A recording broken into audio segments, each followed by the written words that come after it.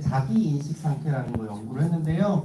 이런 설문을 했단 말이에요. 1000명에게 A4를 주고요. 왼쪽에는 내가 스스로 와 이런 모습은 나 괜찮다. 자기에 대한 자부심이 있는 장점들. 그리고 오른쪽에는 내가 고치고 싶다. 나 스스로 잘하는 것 같다. 괜찮다는 거는 평균적으로 한 2개 반 정도 쓰셨고요. 고치고 싶은 거 한 7개 반 정도 나왔더라는 거예요. 왜 이렇게 나왔을까요? 왜? 자신한테 만족하지 못해. 왜 만족하지 못할까요? 다른 사람하고 자꾸 비교하는 비교해서 그럴 수 있겠죠. 또요? 목표를 너무 크게 잡았어. 그래요. 굉장히 다양한 의견이 나온단 말이에요. 이렇게 저도 사실은 상담하는 사람으로서 이런 현상까지는 발견할 수 있지만 이걸 해석할 수는 없어요. 왜냐하면 제가 박사가 아니기 때문에. 그래서 이걸 가지고 박사님들이랑 교수님들이랑 같이 해석을 하기 시작했거든요. 근데 이때 심리학 박사님들도 계셨지만 교육학 박사님들도 계시고 사회학 박사님들도 계시고 여러분들이 막 얘기를 하셨어요.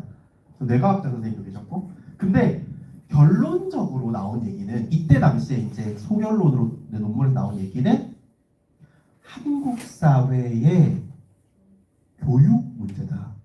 교육 환경 문제다라고 나왔는데 이게 무슨 소리냐면요.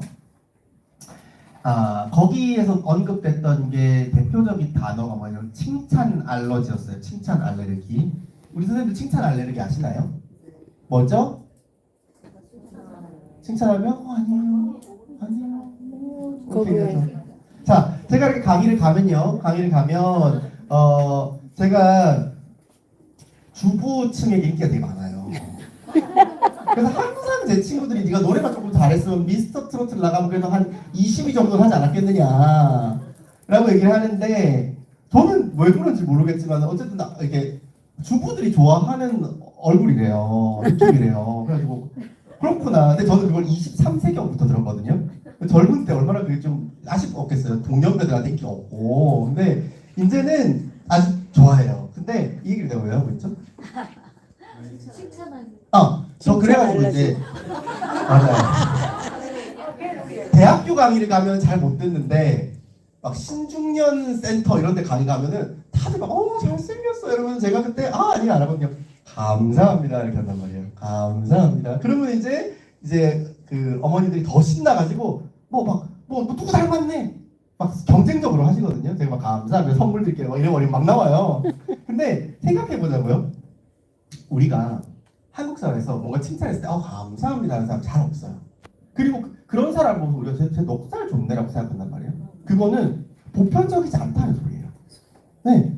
근데 이제 이거 해석 연구를 하면서 한 교수님이 이런 얘기를 하셔서 성신여대 교수님 한 분 이러는데 한국 사회랑 일본 사회를 제외하고 칭찬을 들었을 때 땡큐를 말하지 않는 나라가 어디가 있을까요? 무슨 소리냐면 한국인들이나 일본인들은 칭찬을 받았을 때 아니라고 하는 것이 겸손이라고 생각하면서 배우지만 만약에 미국 사회에서 만약에 제가 이제 여기 선생님께 막 선생님 너무 통찰력 대단하세요 이랬을 때 아니에요 라고 한다고 치는데 제가 영어가 짧아서 영어를 못하지만 영어로 어쨌든 간에 통찰력이 대단해요. 영어로 만약에 지금 제가 미국 이제 우리 선생님이 미국에 유학 가가지고 어학당 다니는데 제가 미국 그 어학당 선생님 뭐 제이슨인데 뭐 제니 너무 통찰력 뛰어나라고 영어 말했는데 이 사람이 영어를 그냥 한국어 쓰듯이 노라고 하면 이 제이슨 어떻게 느낄까요? 내 호의를 거절했다고 생각할 거예요. 그렇지. 불쾌하게 생각할 거예요. 즉 대부분의 문화권에서 심지어 중국까지도요. 대부분의 문화권에서 칭찬을 들으면 감사의 표시를 한단 말이에요. appreciate래요. 근데 한국과 일본이 유난히 겸양을 한다는 거예요. 그러면서 이게 뇌과학적으로 어떻게 이제 추론을 하게 되냐면 칭찬이 그 사람의 장점을 자기 인식하게 만드는 유일한 기회인데 우리가 겸양을 하면서 아닙니다라고 얘기하는 순간 어떻게 되냐면 이 칭찬들이 나의 롱텀 메모리, 장기 기억 저장으로 되지 않고 단기 기억 메모리, 숏텀 메모리가 되어서 흘러나간다. 우리 숏텀 메모리라는 건 뭐냐면 지금 급하게 AS 센터에 전화해야 돼가지고 1588에 6688 1588에 6688 저 메모할 데가 없어서 그냥 중얼중얼 딱 걸어요. 그 통화 끝나고 나면 이 번호 잊어버리죠. 그게 숏텀 메모리거든요. 그런 식으로 자신의 장점이나 어떤 긍정적인 요소들을 거부하는 언어 습관 속에서 우리가 뇌과학적으로 장기적인 인지를 할 수 없는 습관들로 계속 형성되어 온다. 근데 문제는 뭐냐면 혼날 때 부모로부터 선생님으로부터 상사로부터 혼날 때 명심해 똑바로 들어 라고 얘기 있습니다. 그리고 학교 다닐 때 우리 어떻게 해요? 다 혼난 다음에 깜지 써요. 깜지 발성구 쓴단 말이에요. 그죠? 들은 다음에 필기하면서 리마인드 합니다. 자, 엄마들 중에도 정말 무서운 엄마들은 다 혼낸 다음에 자, 난 이제 생각하죠. 끝나나 보다. 네가 말해봐. 네가 뭘 잘못했어. 그때부터 시작이죠. 제대로 말 못하면 다시. 이게요. 그 선생님들, 엄마들이 모두 교육심리학을 배웠을까? 아니에요. 구전으로 계속 우리도 모르는 사이에 아이에게 자신의 고칠 점을 롱텀 메모리로 저장시키는 일을 우리 하고 있었단 말이에요. 우리도 그렇게 커왔고 우리도 그렇게 하고 있고 그러니까 자신의 고칠 점은 장기 기억 메모리 저는 아직도 8살 때 엄마한테 맞춤법 좋아요 할 때 히읗 들어가잖아요. 근데 제가 그게 왜 히읗이 들어가는지 모르겠어가지고 엄마한테 엄마 우기지 마라 이랬는데 엄마가 이 자식이 이러면서 혼냈던 기억이 아직도 나요. 너무 억울했어요. 히읗 들어가는 걸로 따지다가 혼났던 게 그게 봐요. 평생 간단 말이에요. 롱텀 메모리는 평생 가요. 그러니까 우리가 자신의 고쳐야 될 점은 오랫동안 유지해오기 때문에 이 연구를 가서 재밌었던 거는 50대 이상의 남성일수록 관점을 더 잘 써요. 왜? 들었던 혼나는 거 14살 때 거, 32살 때 거, 신입사원일 때, 과장일 때 혼났던 게 계속 중첩돼서 장기 기억으로 다 쌓여 있잖아요. 근데 칭찬, 한국 사회에서 남성 중년에게 칭찬 더더욱 없기 때문에 없거니와 잘 못 듣고 들었을 때도 거절하니까 얘는 다 계속 휘발돼 버리는 거예요. 그러면 이게 어떤 문제를 만들게 되냐면은 이제 여기 이제 제가 아까 처음 보여드렸던 동영상 보면 이거 그 촬영을 저희 집에서 했거든요. 저희 집이에요. 아까 그 공간이 그 칠판이 뒤에 있었잖아요. 이건 실제로 이제 저희 집에 있는 칠판인데 이렇게 자기 장단점에 대해서 생각했을 때 밸런스가 무너진 사람들의 특징이 뭐냐면 자기의 단점만 너무 많이 아는 사람들의 공통적인 반응이 문제가 생기면 자기에게서 원인을 찾으려고 해요. 무의식 중에. 그래서 대표적인 게 제가 오늘 여러 가지 제가 상담했던 경험 얘기 드렸는데 연애 상담 한 번도 얘기 안 했죠. 연애 상담은 분류해보면 95% 정도 여성이 와요. 20대 여성이 제일 많이 오고요. 그러면 그 95% 20대 여성 중에 60% 이상은 항상 이런 얘기를 해요. 제가 어떻게 해야 오빠가 돌아올까요? 라고 한단 말이에요. 이별 상담을 하면. 그리고 모두들 후회를 한단 말이죠. 제가 그때 그렇게 몰아세우지만 않았으면 오빠가 떠나지 않았을까요? 제가 그렇게 오빠한테 집착하지 않았으면 오빠 떠나지 않았을까요? 다 원인을 자기에게 찾으려고 해요. 왜냐하면 어떤 문제 상황이 생겼을 때 내가 무의식 중에 나는 문제가 많고 고쳐야 될 게 많은 사람이라고 생각하고 있잖아요. 그러니까 이 문제 또한 내가 고치면 해결될 거라고 생각하는 쪽으로 가버리는 거예요. 생각의 길이 글로 쉽게 빠져버리는 거죠. 그래서 자기의 단점만을 많이 아는 사람들은 이런다니까요. 제가 지금 말씀드리는 이런 상담 사연을 참고로 비밀 유지 원칙을 깨고 그분들한테 제가 가끔 강의 가서 얘기해도 돼요라고 허락받고 하는 겁니다. 취업해가지고 회사 다니던 직장인 남자 30대 청년 중에 회사 복도에서 무릎을 꿇는 사람이 있었어요. 사장이 완전 미친 사람이에요. 아이고요. 갑질, 직장 내 괴롭힘을 난 그렇게 심하게 당한 사람 처음 봤어요. 회사 복도에서 무릎을 꿇었대요. 사장이 꿀렸대요. 근데요, 제가 그날 그만뒀나요? 물어봤어요. 그리고 6개월 더 다녔다는 거예요. 어머나. 제가 왜요? 도대체 왜요? 이것도 못 버티면 안 될 것 같아서 그건 버티는 게 아닌데? 이렇게 얘기했거든요.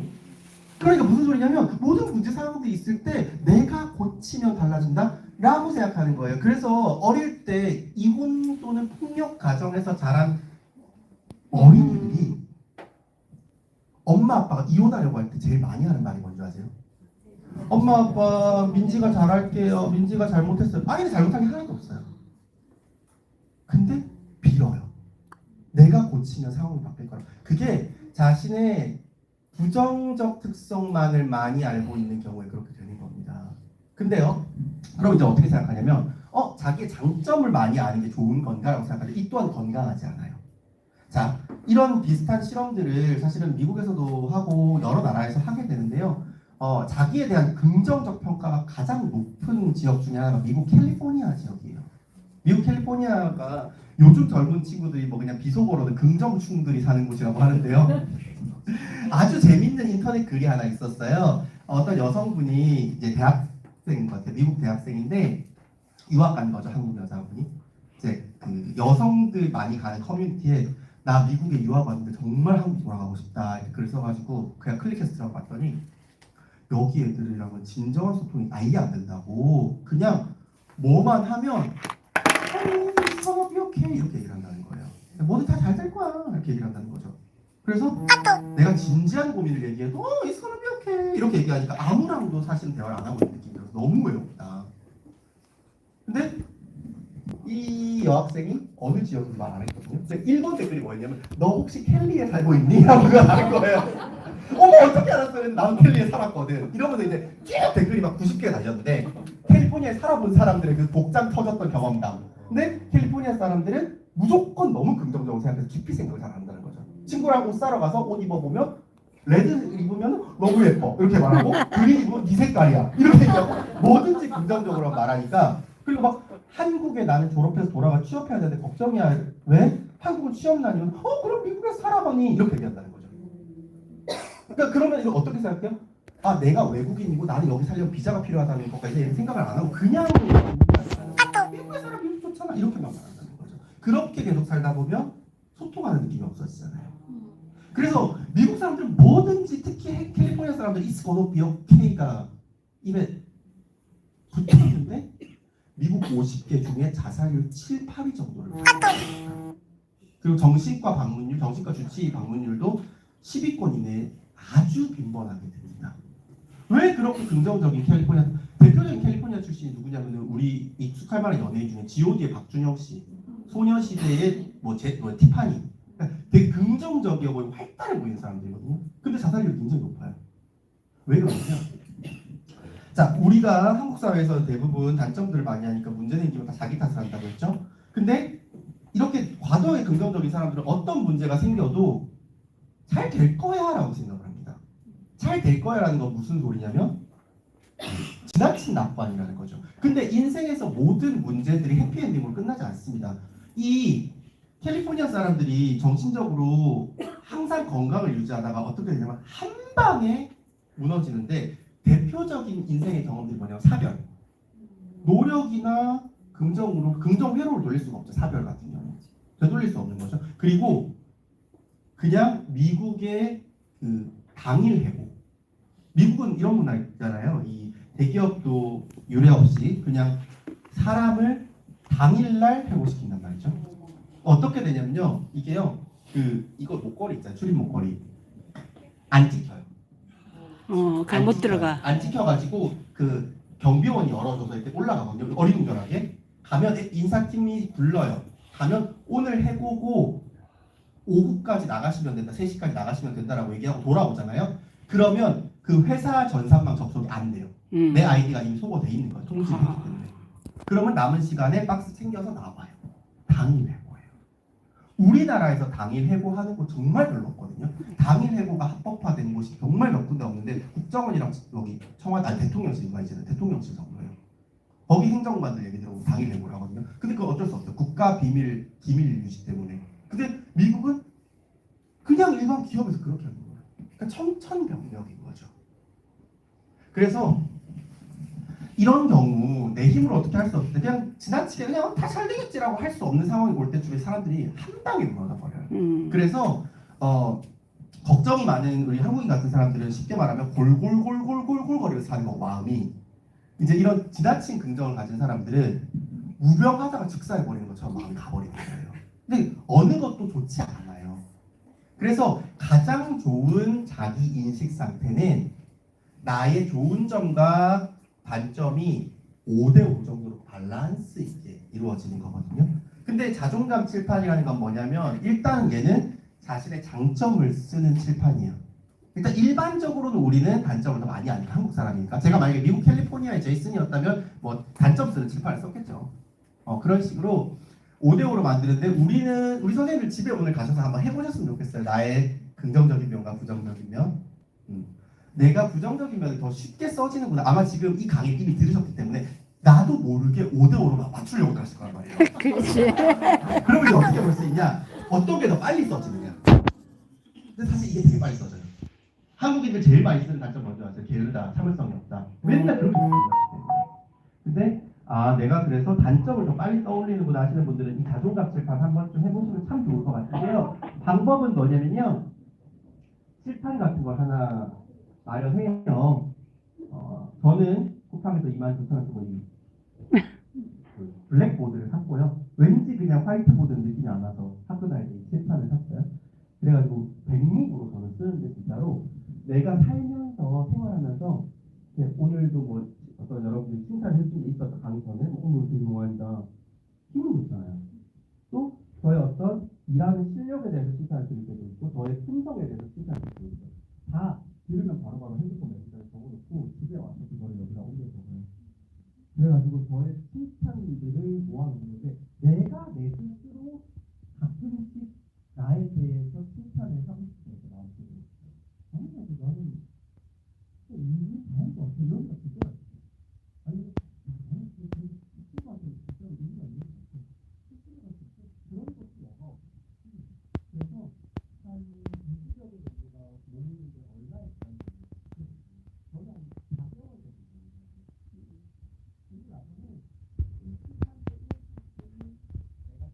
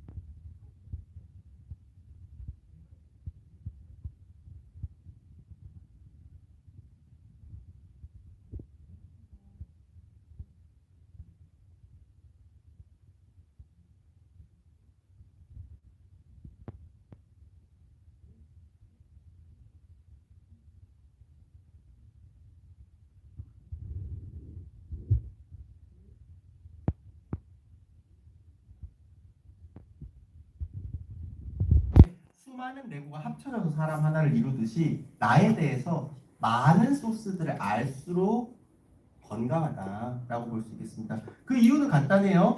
우리가 한 가지 다리로 서 있는 테이블보다는 네 개의 다리로 서 있는 테이블이 튼튼하기 때문이죠. 안전하고. 네, 이게 자기 인식은요. 우리 꼭 한번 짚고 넘어가야 되는데요. 제가 학교 다닐 때 그 어릴 뭐 영상 보셔도 알겠지만 저는 어릴 때 조금 왕따 당한 기간 이런 게 좀 길었어요. 친구가 별로 없었거든요. 근데 유일하게 애들이 나한테 말 거는 시기가 언제였냐면 제가 그림 그리고 있을 때. 저는 서울대 안에서도 미대를 나왔는데 그림을 그리면은 야 네 포켓몬 뭐 피카츄 나 하나 그려줘 이런 식으로. 그래서 아 내가 그림을 잘 그리는구나 그때 알았는데, 사실 서울대 미대가요, 홍대 미대가 1년에 한 1,300명 정도 홍대 비해서 서울대 미대가 1년에 90명 정도 가요. 정말 소수만 갈 수 있거든요. 그래서 저는 제가 경남 창원에서 자랐는데 창원에서 그림을 제가 제일 잘 그리는 애라고 생각했어요. 왜냐면 90명밖에 안 뽑기 때문에 창원시 같은 한 50만 명 미만의 그 도시에서는 1년에 한 명 가거나 빵명이거나 이렇거든요. 그러니까 내가 제일 잘 그리고 뛰어난 애라고 생각했는데, 저는 사실 그때 당시에는 뭐 되게 뚱뚱하고 막 여드름 투성이 안경도 끼고 자신감도 없고 왕따를 오래 당했으니까 가지고 있는 장점이 나는 그림 잘 그리는 사람이라는 프라이드 한 개밖에 없었는데, 삼수를 해서 입학을 했거든요. 저는 한 번에 못 붙고 입학을 했는데 오리엔테이션 날 애들이 다 엄마 아빠 차에서 내리는 거예요. 서울 애들이었던 거죠. 근데 제가 가보니까 제가 다녔던 과는 8명이었는데 정원이 저 빼고 전부 서울, 그중에서 강남 3구에 사는 친구들이었어요. 근데 애들이 다, 저 그날 처음 봤어요. 창원 촌놈이니까 동그라미 4개 붙은 차를 처음 봤단 말이에요. 그날 아우디를. 근데 애들이 다 내리면서 너무 예쁘게 생긴 여자애들이, 저 빼고 다 여자였거든요. 여자애들이 엄마 좀 이따 연락할게 이러고 막 내리면 다 예뻐요. 그러니까 왜 그렇지 하고 보니까 저를 제외한 모든 애들이 서울예고 선화예고 출신인 거예요. 예고는 고등학생 때부터 염색되고 사복 입고 하잖아요. 애들이 이미 꾸미고 이런 것들 너무 익숙하니까 예쁘고 부잣집에 자신감 넘치고. 근데 1학년 1학기 첫 드로잉 수업에 들어갔는데 제가 8등을 했거든요. 꼴찌란 거예요. 그래서 제가 엄마한테 울면서 엄마 나는 여기 올 사람이 아니었던 것 같다고, 나 나가고 싶다, 자퇴하고 싶다 이랬단 말이에요. 왜냐면 나는 그림을 잘 그리는 사람이 하나 말고 아무것도 자기를 지탱해 주는 게 없는데 예쁘고 잘 살고 자신감 넘치는 나보다 그림까지 더 잘 그리는 애들 사이에서 이게 탁 없어지니까 난 아무것도 아닌 게 되는 건 거죠. 근데 이런 대표적인 사례를 드라마에서도 볼 수 있는데요. 아까 잠깐 말했던 엄마가 폴랐다 뭐 이런 드라마들 보면 요즘에는 한국 드라마가 굉장히 다양해지고 세계적으로 나가지만 옛날에는 전형적이었어요. 특히나 KBS 주말 드라마. 항상 남자 주인공과 여자 주인공이 있고 그들은 결혼을 하죠. 부모는 반대를 합니다. 남자 주인공의 집은 대체로 배우가 뭐 김혜자 선생님, 김혜숙 선생님 이렇게 한단 말이에요. 그 한옥 살아요, 대체로. 한옥 살고 엄마는 뭐 곰탕집 하거나 만두집 하고 이러는데 자식밖에 모르는 바보예요. 근데 여자 주인공 집은 거의 2층 집 많이 있고요. 평창동 많이 살고요. 엄마는 김혜옥 배우님 같이 마른 분이 하세요. 세련된 옷을 입고 있죠. 그리고 이 엄마는 보면은 여기 엄마는 뇌구조를 보면은 99% 자식인데 여기 엄마는 보면 어떠냐면 자식을 사랑하긴 하지만 자식이 한 20%고 이 엄마는 여러 정체성을 갖고 있어요. 막 태광건설 회장 사모님이고 태광갤러리 관장님이고 막 그다음에 뭐 여성 뭐 여우회 회장님이고 이렇단 말이에요. 그러면 인생에서 고비가 생기거든요. 결사반대하는 결혼을 내 자식들이 하려고 한단 말이에요. 집안 차이로 이렇게 엄격하게 나는데 이 엄마는 죽을 듯이 말려 울면서 말리거든요. 근데 결국 내 자녀 둘이서 사랑의 높이를 해버리면 이쪽 엄마 어떻게 되냐면 삶의 의욕을 잃어버려요. 왜? 다리가 한 개니까 엄마밖에 없잖아요. 흰 띠를 메고 누워버리거든요. 그런 장면 종종 보셨죠. 근데 이쪽 엄마는 다리가 4개예요. 그래서 눕지 않아요. 똑같이 마음은 아프지만 회장실에 박차고 들어가서 남편한테 당신은 보고만 있을 거예요? 라고 얘기한다거나 아니면 그 남자를 불러내가지고 봉투를 내밀어요. 이게 무슨 뜻인지 알 거예요. 라고 얘기를 한다거나 아니면 자기 갤러리에 출근해가지고 이 큐레이터들이 관장님 오시면 말 걸지 마. 갑질을 한다거나 무슨 소리냐면요. 똑같이 마음이 아프고 힘들어 죽겠는데 자기 할 일을 하면서 괴로움을 느끼고 있다는 거죠. 자기 인식 상태가 나 엄마야, 애들 엄마야, 난 엄마, 애들 뿐이야 라는 엄마와 나는 엄마고 사모님이고 관장님인 엄마는 인생의 고비를 넘기는 방식도 다른 거예요. 근데 우리는 사실은 제가 좀 유머러스하게 흉내냈지만 사실 이 방식을 지향해야 된다는 거죠. 우리가 가지고 있는 자기 인식의 다양한 것들, 내가 엄마, 아내, 뭐 회사 직원 이걸 넘어서서 나라는 사람의 알맹이를 가지고 있어야 하나하나씩의 나의 정체성이 부정당하거나 위기를 겪을 때 우리는 다른 다리로 살아갈 수 있다는 겁니다. 그래서 꼭 나에 대한 여러 면들을 찾는 것들이 중요한데 마지막으로 그래서 나에 대해서 조금 더 풍성하고 구체적으로 알아볼 수 있는 대화 카드 시간을 갖도록 하겠습니다. 자문자답을 할 수 있는 힘이 굉장히 중요하다고 저는 생각해요. 나를 발견하기 위해서는 내가 어떤 감정을 느낄 때 어떤 특징을 가지고 있을 때 나는 왜 이럴까라고 스스로를 건강하게 물어볼 수 있어야 되는데요. 저는 이 자문자답이 리추얼의 꽃이라고 생각해요. 그래서 일기 쓰시는 분들한테는 그냥 일기 쓰시지 마시고 자문자답 일기 같은 거 써보세요라고 얘기를 하는데요. 이게 자문자답이 뭐냐면 사실은 내가 나한테 화두를 던지는 행위란 말이에요.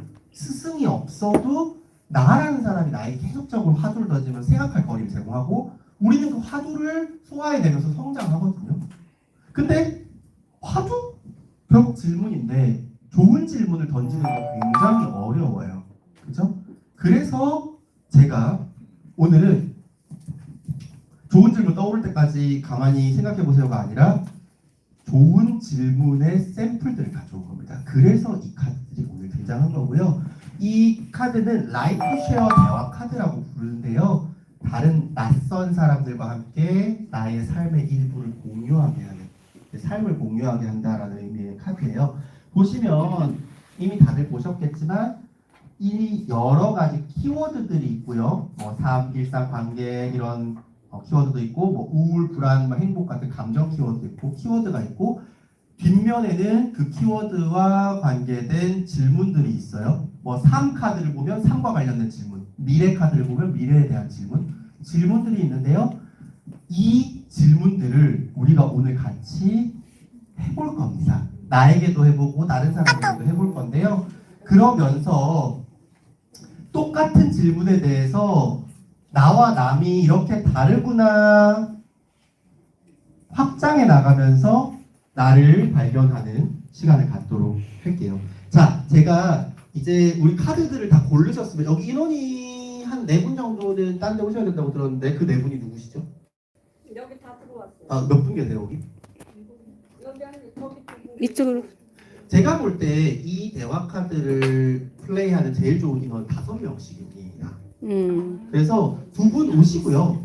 2분 오시고 이쪽에. 또 한 분 오시고 6명인 쪽에서 한 분씩만 와 주시면 좋을 것 같거든요. 그럼 7명인 쪽은 2분 오시고 네, 카드를 골라서 오시면 되거든요. 카드 고르신 분들이 오시면 될 것 같아요. 예, 몰랐어. 네. 자, 다들 그 5분씩 이렇게 도란도란 앉으시고 좋아요. 배터리가 네. 다 탔어. 앉으시고 제가 이제 룰을 소개를 해드릴 거예요. 방법을. 자, 한 분만 더 오시면 됩니다. 자, 각 조에서 1번을 뽑아볼게요. 1번 그냥 자진하셔도 되고요.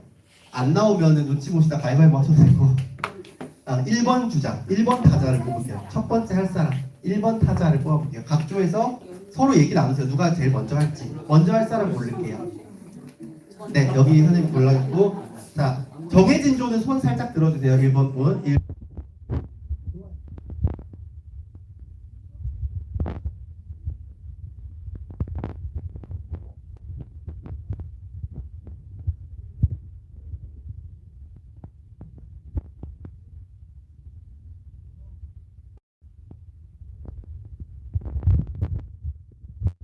텅 빈 하루가 주어진다면 나 자신을 위해서 무엇을 하고 싶나요? 입니다. 라고 읽는 거예요. 그 다음에 어떻게 하냐면 나부터 이 질문에 대답을 합니다. 저는 텅 빈 하루가 주어지면 이렇게 보내고 싶어요. 다 끝나고 나면 옆 사람에게로 이 카드를 돌려요. 내가 고른 카드에 모두가 답을 하는 겁니다. 그래서 다 돌고 나한테 돌아오면 내 순서가 끝나는 거라서 내 카드는 가운데에다 내고요. 그 다음에 딴 사람들 한 명을 지목해요. 저는 저분 거 관계 카드 볼래요. 이렇게 하면 지목받은 분이 똑같이 저는 관계고요. 제 질문은 말한 다음에 자기도 답하고 돌리고 그렇게 하는 거거든요. 그래서 자, 이 내가 고른 카드를 가지고 딴 사람들이 전부 답을 하니까 이 과정에서 나와 남이 같은 질문을 어떻게 다르게 생각하나를 볼 수 있고 내 턴이 끝나고 나면 어떻게 되냐면 이제 계속 딴 사람이 고른 카드에 내가 답을 해야 되거든요. 내가 한 번도 생각해보지 않았던 질문을 받아 생각하는 연습을 하는 거예요. 그 과정에서 우리가 나의 몰랐던 정보들을 더 많이 수집하게 되는 겁니다. 그래서 내 카드를 남들이 얘기해 주셔도 집중해 주시고 내 카드가 끝나도 다른 사람 카드에 최대한 성심껏 답변해 보는 거. 그 연습을 오늘 남은 시간 동안 하도록 하겠습니다. 자, 그러면 1번부터 시작해 주시고요. 저는 돌아다니면서 중간중간 끼워보도록 할게요. 자, 시작해 주세요.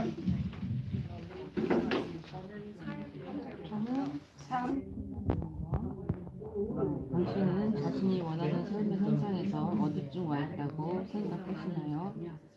저는 지금 제 나이가 53세인데요. 20살부터 50까지를 30년 살고 소리가 안 들려.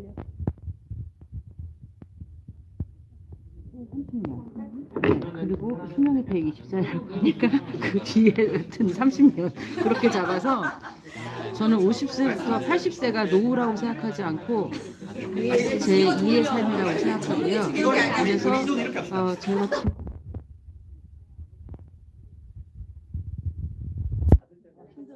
좋았던 그런 모든 것들을 저의 자산으로 삼아서 이제 삶을 새롭게 다시 시작하려고 하고 있습니다. 그래서 중간 점검. 네. 이럴 때 누군가는 감사해준 분들한테 그런 거에 행복하면서 뿌듯함이 있어서 저는 100%를 봤을 때 이런 마음이 한 70% 정도에 와 있지 않을까. 70%는 30%밖에 없어요. 70%는 오로지 가족, 뭐 삶, 일, 뭐 이 모든 걸 다 하다가 나머지 30%에 대해서 이제 제가 저한테 좀 집중해 볼까 그런 시기가 왔어요. 중간에.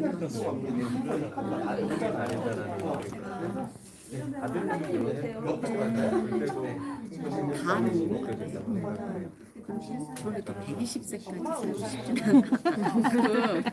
않고 살 뜨는 게 아니라 살 수 있다. 다 밀고 이제 나머지 거는 그래도 나를 집중할 수 있는 그 상상력 저는 말이 안 나오는 아무 말도 한것 같아요. 내부를 해서 나를 중심으로 고기를 이제 잘 살펴보니까 사실 어떤 말도 공감이 안 되고 어떤 말도 이루고 안 되니까 이제 시작. 그냥 가만히 전까지는 자극적으로 사람들이 해야 된다 이렇게 하는 말이 이 정도까지 생각났어요. 그래서 아까 말씀하신 아이 컨택, 그러니까 눈으로도 얘기한다고 하죠. 그냥 여기 가서 사람을 시작점이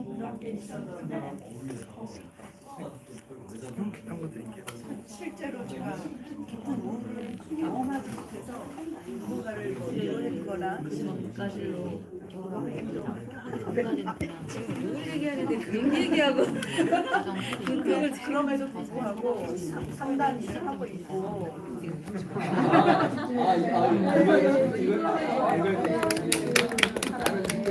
저는 그 일상 카드에 대해서 듣고 싶습니다. 저는 일상 카드를 골랐고 질문은 당신에게 가장 완벽했던 하루는 어떤 모습인지 묘사해 주세요.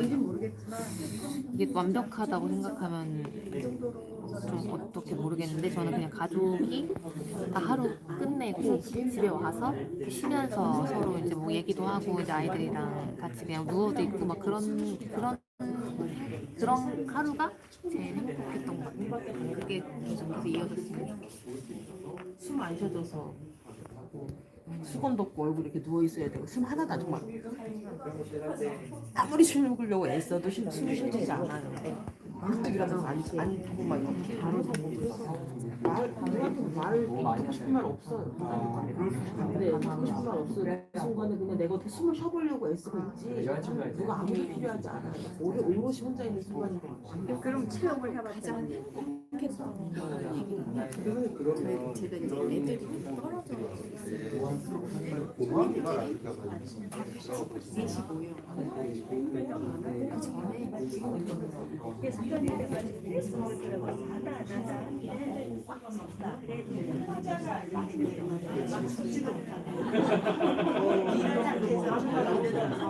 본인이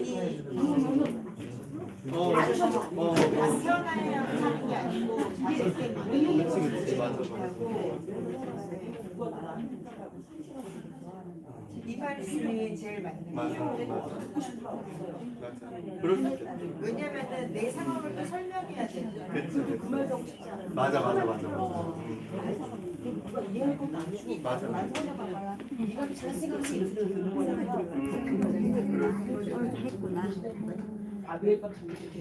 저는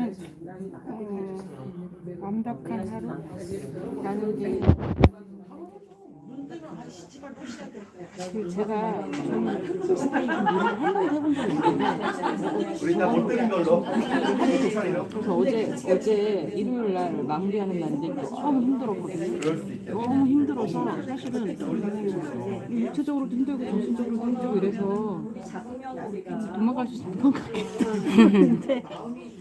근데 그 오늘 생각했을 때 어제 제가 정신적으로든 육체적으로든 한계에 도달했을 때 그것을 버텨서 얻었던 그 기쁨이 굉장히 충만하지 않았나 하는 생각이 들면서 어떻게 보면 그 하루도 굉장히 저한테 완벽했다라는 생각이 들었습니다.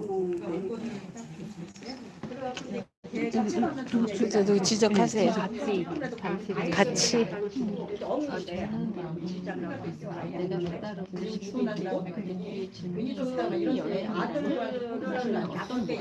가고 있는 어떤 목표를 그럼 이제 같이 공감이 되나? 특별한 건 아니고 그냥 편도로 주는 거지 이제. 가장 내 마음이 애 때문에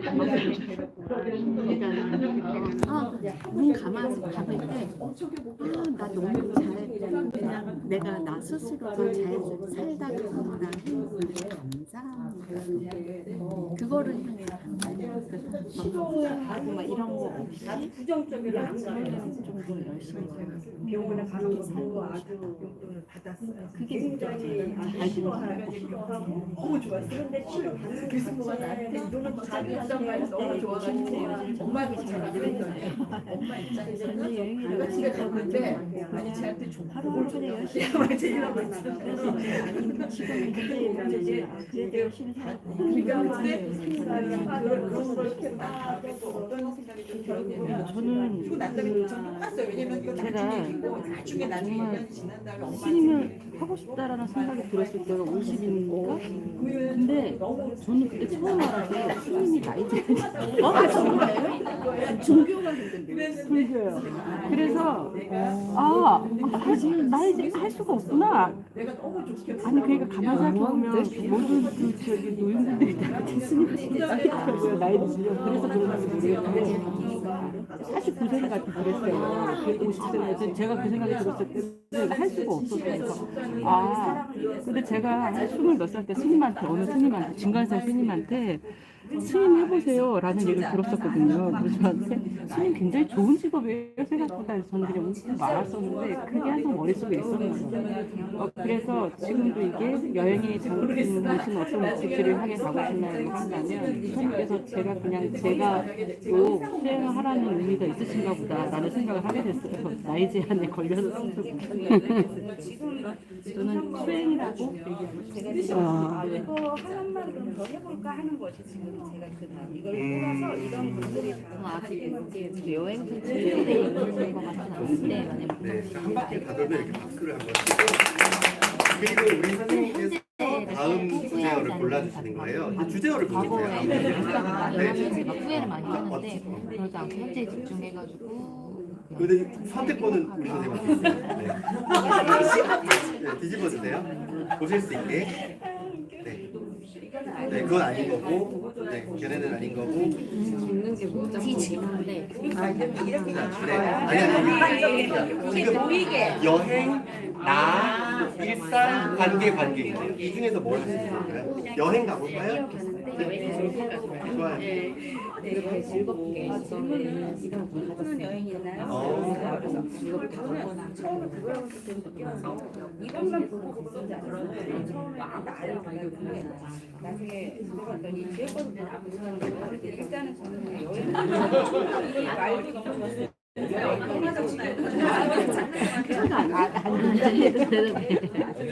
목적지가 이제 남이 가는 순간에 있잖아. 다시는 안 내려오고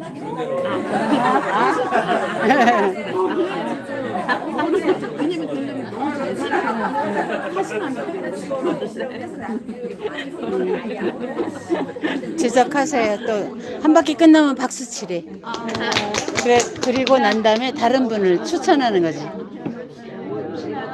남자는 여자를 태우니까 남자도 저희 언니도 그래요. 다른 분을 지적하세요.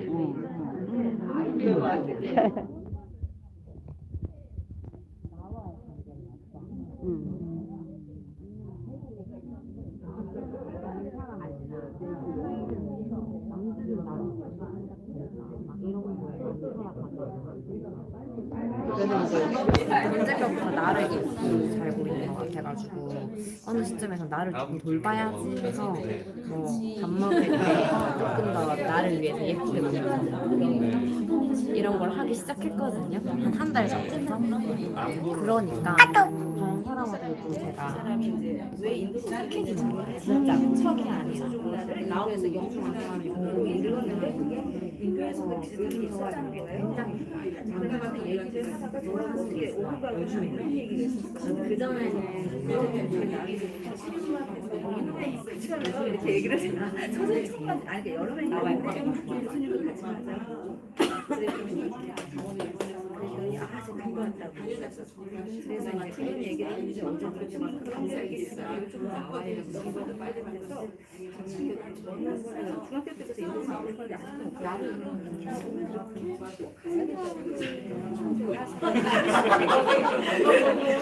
놀랬어요. 아 내가 나 생각했어요.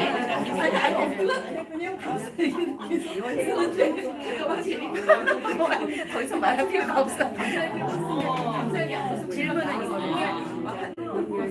보니까 나중에 내 아이였으면 내가 다 듣는 게 낫는데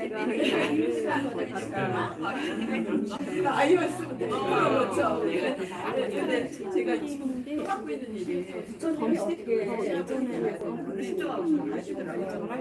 후회가 50이 너무나 그러니까 그때는 너무 힘들어서 보면 너무 힘들어갖고 애들 풀었으면 좋겠어.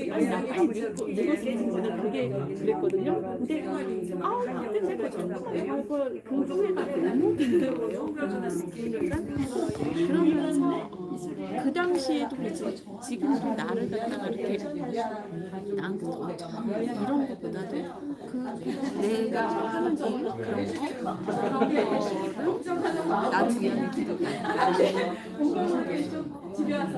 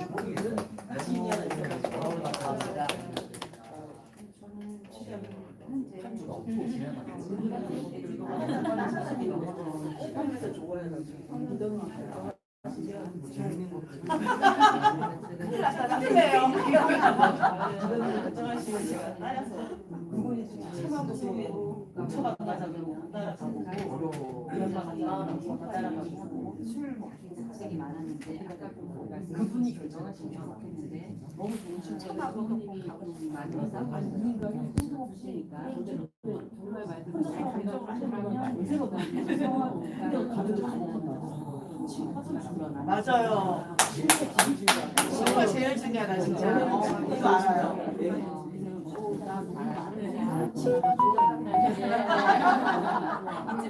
바로 모르겠습니다. 이해가 안 가는 오래간만에 인생이 이제 20년 한번 들려보자. 근데 코로나가 계속 깡이거든요. 근데 그거는 남편과의 일이고 이렇게 서울이나 영상이나 대표적인 거나 이렇게 맞는 멤버들하고 저도 애랑 너무 재밌는데 딴데하고 차가고도 아까도 말씀드린 것처럼 친구들이랑 맞다 보니까 내 사고도 내 생각도 조금 더 이렇게 많이 이게 확장되더라고요. 예전에는 애들 아빠한테 많이 생각하거든요. 그런 부분에 있어서 맞아요. 약해지고 이런 게 다 맞아야 되는데 이게 진짜랑 반이랑 예쁘다 떠나는 연예인이잖아. 이지의 스피치가 버스탄에 제가 아까 소트를 드셨던 게 저도 되게 가슴이 엄청 아프다는 이런 말을 되게 많이 어렸을 때 할머니가 너무 공부를 제일 잘 들어요. 힘들 수 있지. 말을 많이 하기 그전에는 왜 힘들어 왜 이렇게 어렸을 때 근데 그 어렸을 때는 그냥 그래 그 맞아 내가 니들이 많이 좋아가지고 지쳤구나 그런 이게 것보다 많이 있는데 힘들구나 그런 생각 많이 하면서 저도 되게 첫 번째는 상처받았던 얘기니까 같이 이제 끄집어내서 얘기도 하고 배낭여행 이런 거는 그런 작업을 많이 하고 있어요. 영상하면서 항상 오면서 그렇게 많이 보여줬고 그렇게 되니까 훨씬 많이 편안해지는 것 같아요. 아직 다 저도 완벽히 100% 되진 않았지만 그런 생각이 들게 겁이 너무 많고 타인에 대한 것도 많고 새로운 것에 대한 겁이 많아서 좀 혼자 살 인간이니 방금 그러니까 그 사람이 사기 안 치고 나를 팔아먹지 않는다 이러면 정말 따라가고 싶고요. 그러니까 이게 한국의 친구랑 가도 싸우고 오는 게 여행지고 그러니까 북어하고 똑같은 것 같더라고요. 오히려 좀 하나를 모르거나 좀 모르는 사람은 서로 조심을 했는데 이게 너무 친한 사람은 제가 이해하기권이에요. 그러니까 첫 번째는 그냥 막연하게 아 정말 배낭 여행을 몇 박 며칠을 해외를 좀 갔다 오고 싶다 이런 게 그냥 몸이 그냥 어디든지 상관없어요. 그냥 가는 이왕이면은 발전된 나라가 아닌 내가 잠들 수 있는 공간을 잘 화장실밖에 그안 되면 근데 나라는 화장실 안 계세요? 미지의 나라는 절대 안 돼. 그래서 나가서 해야 돼. 정로가 이제 주민들이 먼저 와요. 부산 아니면 치마. 사실 인도는 안 가봐가지고 아무 데서 말씀하시고 그냥 다 싸야 리얼해. 그런데 대한친구 한 명이 이제 그분도 남자라고 너무 힘들어 나와요. 인도 가든지 히말라야에서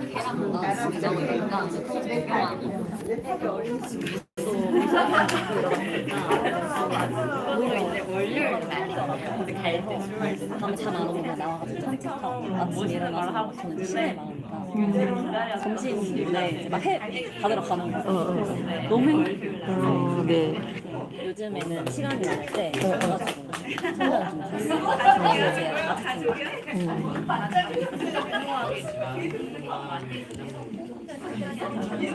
했어요. 이제 해주고 싶네요. 제가 어렸을 때 이분한테 스킨십을 너무 안 해줬던 것 같아요. 친구들이 하는 걸 그냥 나가서 아무래도 처음에 또 어떤 스킨십을 받고 싶다는 잘했다 이제 수영하고 하면서 너무 이제 분위기가 하잖아요.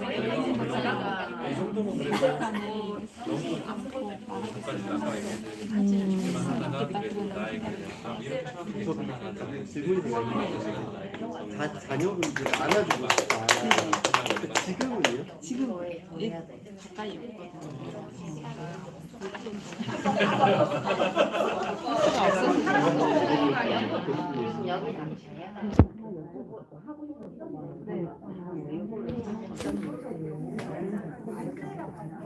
저는 된다고 생각해요. 근데 그건 자녀의 케이스 바이 케이스 아닐까요? 근데 아니요, 걔도 가만히 있어요. 근데 그렇겠지. 근데 안 되는 게 어디 있을까요? 근데 부모가 근데 부모가 생각 여쭤보는 거야. 내가 좀 지나친다 싶어. 부모 자신이. 그치. 상대 의사가 중요한 거예요.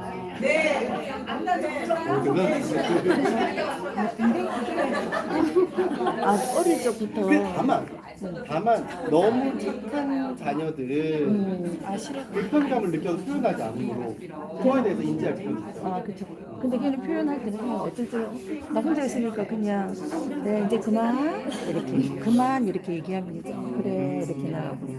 그러니까 지도 봐주겠죠. 이제 늙어가는 엄마를 보면서 이제 봐주는 것 같아요. 요즘에. 네.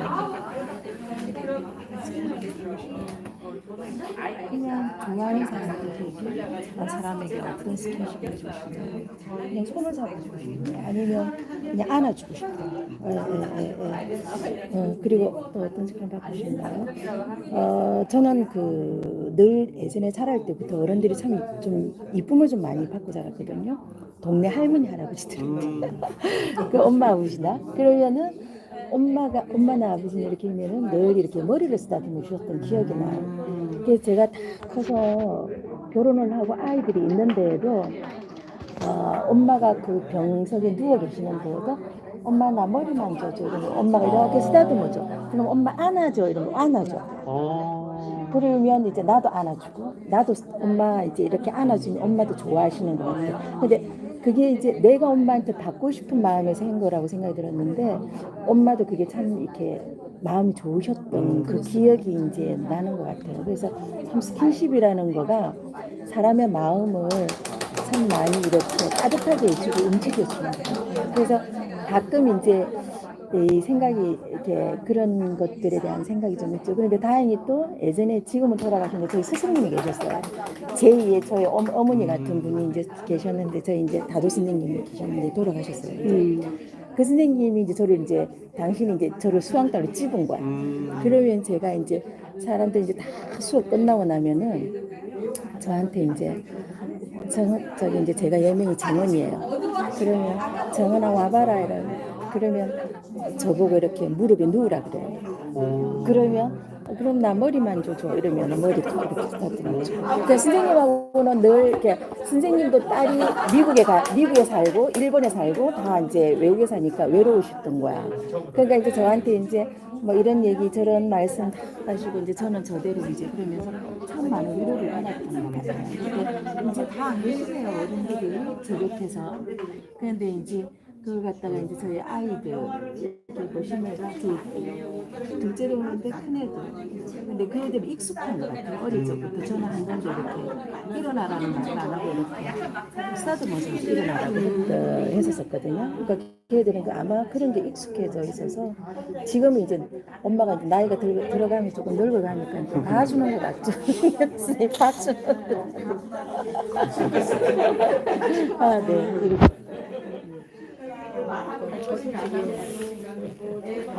좋아하는 사람한테 좀 안아주고 싶고 토닥여주지 않고 네네. 하고 싶어서 지금 아이들이 이제 사춘기와 대학생이 돼서 여자애들임에도 불구하고 거부하거든요. 안아주는 아 그래요? 여자 아이들인데도? 근데 나중에 더 나이가 들었을 때 계속 엄마가 안아주면 나중에 안 껴오지 않을까. 네네네 맞아요. 살짝 안아주고 엄마 충전 그러고서 맞아요. 엄마 충전. 엄마 충전 여자한테 안아주면 엄마 충전되니까 이게 아마 이제 제가 이제 그런 스킨십을 받고 싶어서 그럴 수 있어요. 저 자연스럽게 그냥 제가 친정 엄마한테 안아주는 걸 좋아했었어요. 지금 이렇게 보면 저 엄마한테 안아주려고 그러세요. 안아주면 그래. 생전에 계시네. 맞아요. 그런.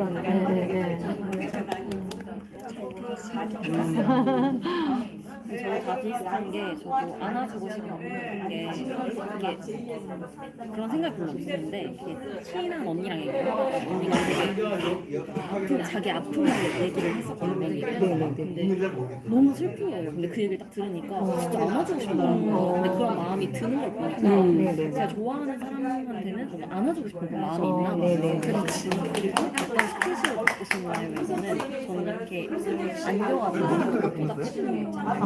이거 받고 싶은 게 이렇게 그래서 할머니 할아버지가 키워주고 같이 살았어요. 엄마 아빠가 맞벌이셔가지고 할머니 할아버지가 많이 돌봐주셨는데 이제 초등학교 위에 할머니가 너무 크고 근데 할머니 이렇게 집에 가면 할머니가 강아지 안녕 맞아 강아지.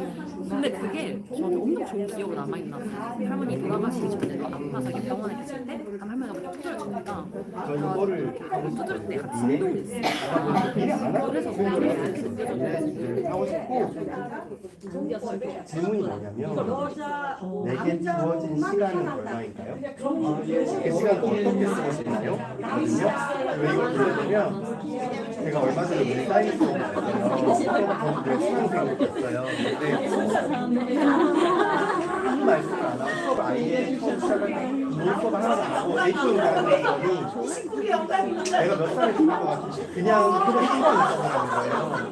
근데 제가 깜짝 놀란 게 뭐냐면 몇 살에 죽을 때가 아니고 그냥 떠오르는 친구들이 병원 갈 때가 안 맞아. 친구가 죽을 거라고 생각하는 거예요. 그래서 그냥 그러면 제가 생각할 때 그래 보고 싶어서 하는데 신경이 안 좋지. 그래서 제가 신경 보고 신경 깔아주면은 거기가 이제 제가 신경 스크랩을 하면 좀 맛있어.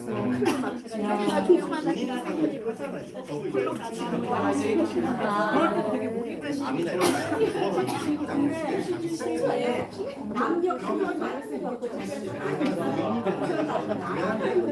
왜 법을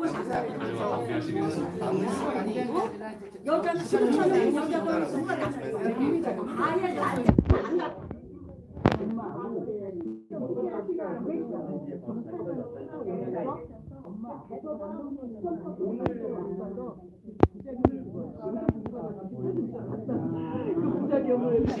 근데 2015니까 아니잖아요.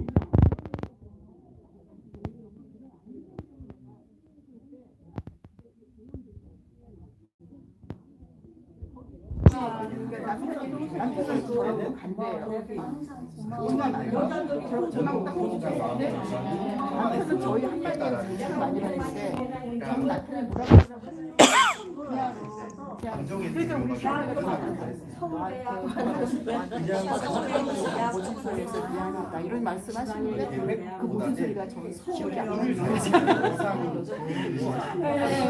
그래서 내가 본인이 모르니까 내가 너무 사람을 나를 시켰나? 막 이런 생각했는데 나중에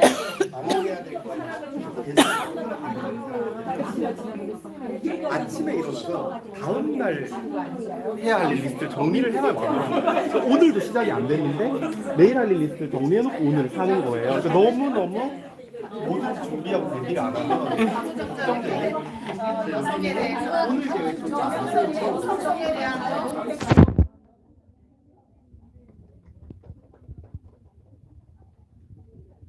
지금 45분인데 55분에 끝내주세요.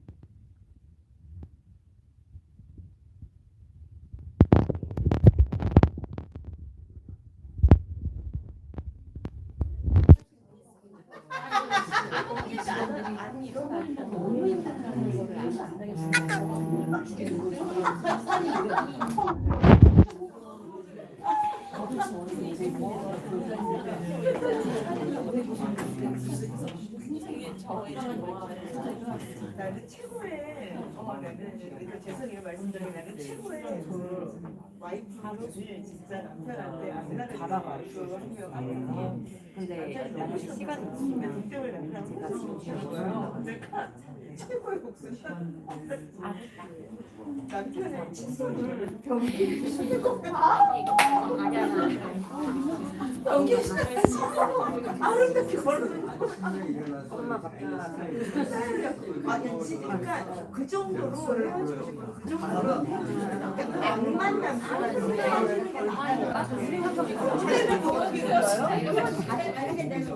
이거 강사님 이거 끌려면 어떻게 꺼? 요거 누르나?